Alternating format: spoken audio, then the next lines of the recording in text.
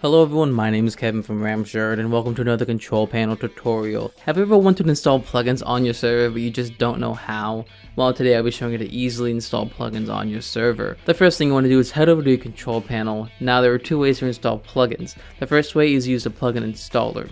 What I love about our plugin installer is that it pulls from all the major sources. So no matter if you're running Spigot, Bucket, PocketMine, or even NuggetX, you can use the installer. You will notice there is a source selection. You will use this to select the source of plugins you want to install. If you're using PocketMine, do note you need to use a Pocket source. If you're using Spigot, you can even install Bucket plugins. Now, you can search or browse for the plugins you want to install. To install it, click on it, then be sure to get the right version that you need, and then hit the install button.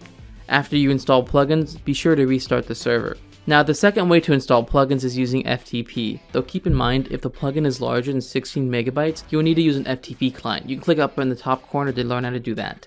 To use the built-in FTP to install plugins, click on Files, then FTP File Access. Go in and enter your control panel password to log in.